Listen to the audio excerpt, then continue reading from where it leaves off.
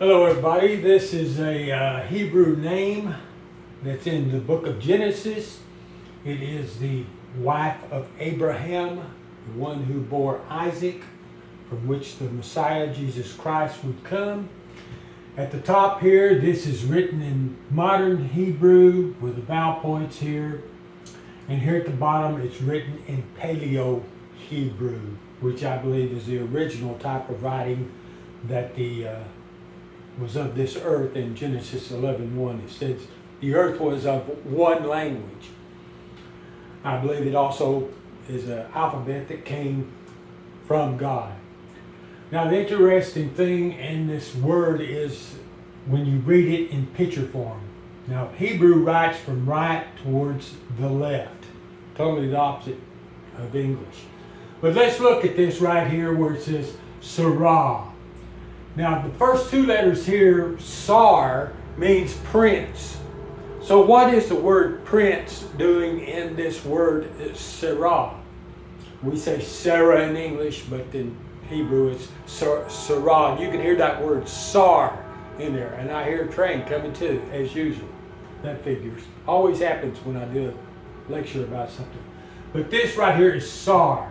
Sar. Now, the word Sar means prince. Well, what is the word prince be in the word Sarah to begin with? Well, of course, it's easy to know now because we know that Christ's lineage goes back through time to Abraham and Sarah. So, but we can't see that much by just looking at this top letter. The picture's not really there. When the Jews went into captivity in Babylon, they changed their script. And they had already changed it some by that time and altered it. And there's variants of this, of the Semitic family of languages. And there's quite a few of them. I think something like 70-something branches of it, last count, somewhere in there. So let's look at it then in the Paleo here and see if we can see if there's anything else here by looking at the picture it's going to show us. So this letter is Hey. Anytime a Hebrew word ends in the letter Hey, because of the structure of the difference between Hebrew and English, we'll read the word picture back that way. Just simply because it sounds more like we would say it. Hebrew is backwards of English in a lot of ways. We would say my house, but they would say house my. We would say blue car, but they would say car blue.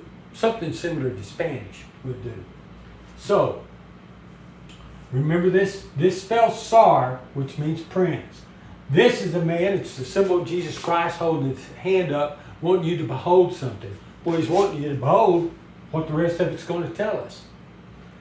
Okay, so, behold the prince, Sar. Behold the prince. That's in Sarah's name.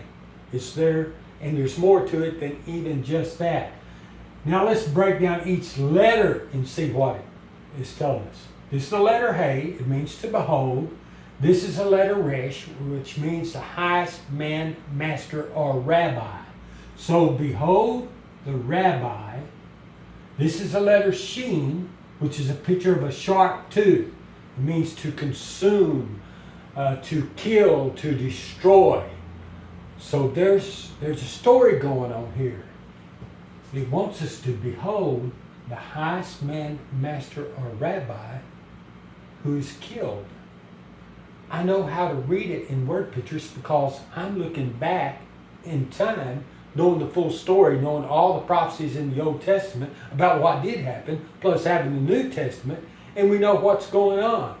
Now, one of the interesting things is the last letter of the Hebrew alphabet is the letter Tav. And it's shaped like the cross of Christ. There's a hint that something's going on. It also has the letter Dalet, which means a door. And if I swap this over here and put it the other way, I should have done it this way.